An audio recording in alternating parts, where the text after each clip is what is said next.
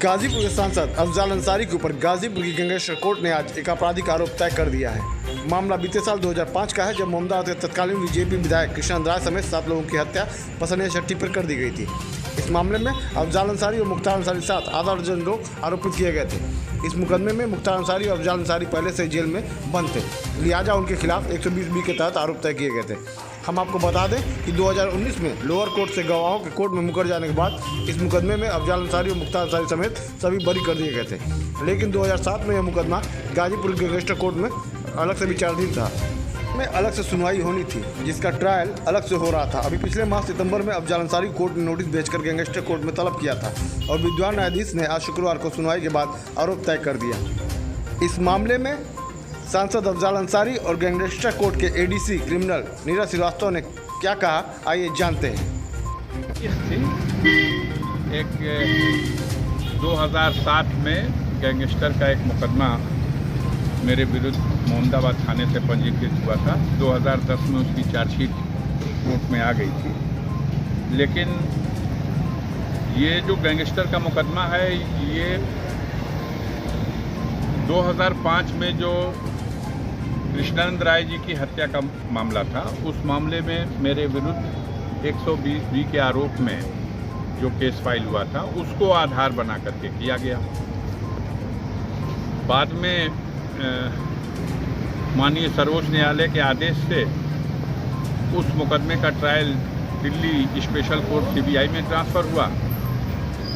वहाँ से इस कोर्ट का ट्रायल संपन्न हो गया। 2013 में फाइल वहाँ गई, 2019 में डिसाइड हो गया, दोष मुक्त कर दिए गए। अब ये जो गैंगस्टर का मामला है, पहले मंडल स्तर पर गैंगस्टर कोर्ट हुआ करती थी, तो ये पहले बनारस में था ये फाइल। फिर जनपद स्तर पर गैंगस्टर कोर्ट बनाई गई, तो ये गाजीपुर आया। फिर कोर्ट बना दी गई पहले स्पेशल कोर्ट प्रयागराज इलाहाबाद में, तो ये फाइल वहाँ चली गई। और फिर अब ये कोर्ट फिर से जनपदों में जो जिस जनपद का केस है वहाँ पर पत्रावलियाँ लौटा दी गई। तो अब वो केस यहाँ आ गया। 2013 का ही डिस्चार्ज सर्टिफिकेट, डिस्चार्ज प्रार्थना पत्र पेंडिंग था पत्रावली में, क्योंकि 2013 में ही माननीय सर्वोच्च न्यायालय के आदेश से मूल पत्रावली दिल्ली ट्रांसफ़र हो गई थी और वहाँ वो उसका परीक्षण हुआ। ये यहाँ पेंडिंग रह गई, इस पर चार्ज नहीं बन सका था। तो मेरे डिस्चार्ज एप्लीकेशन को पिछली तारीखों में यहाँ अस्वीकार किया गया।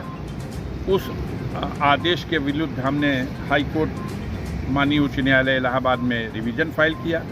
उसमें 14 अक्टूबर की तिथि तय है। सरकार के पक्ष से उसमें 2 सप्ताह का समय मांगा गया था, तो 14 अक्टूबर की उसमें तिथि लगी हुई थी।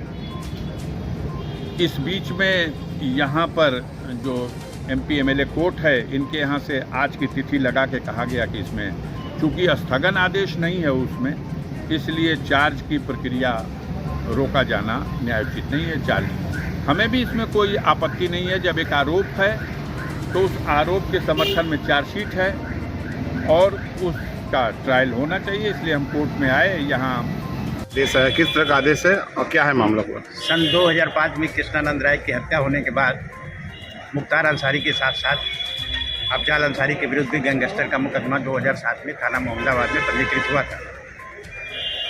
उसमें मुख्तार अंसारी के विरुद्ध विचारण चल रहा है, परंतु अफजाल अंसारी ने उस आरोप पत्र को चैलेंज किया था और विगत 4/8/2022 को उनका आदेश निरस्त करते हुए, उनका प्रार्थना पत्र निरस्त करते हुए आरोप विरचित करने के लिए आदेश किया गया था। उसके बाद अफजाल अंसारी इस आदेश को माननीय उच्च न्यायालय में चुनौती दिया उन्होंने, तो उच्च न्यायालय द्वारा उस पर कोई स्थगन आदेश नहीं दिया, जिसके कारण आज माननीय न्यायालय ने पिछली 31 तारीख को इन्होंने एक प्रार्थना पत्र दिया था कि उसमें सुनवाई है तो 14 अक्टूबर नियत है, तो उसके बाद की कोई डेट लगाई जाए। परंतु माननीय न्यायालय ने चूँकि कोई स्थगन आदेश नहीं था, इसलिए आज की तिथि नियुक्त किया था कि उपस्थित होकर के आरोप विरचित करावें। तो आज वो आए थे, आरोप विरचित किया गया और साक्ष्य के लिए 3 अक्टूबर 2022 तिथि नियुक्त की गई। मतलब कि अफजाल अंसारी पे आरोप तय हो गया? आरोप तय हो गया, अब विचारण चलेगा, गवाही आएगी। और आगे जो होगा निर्णय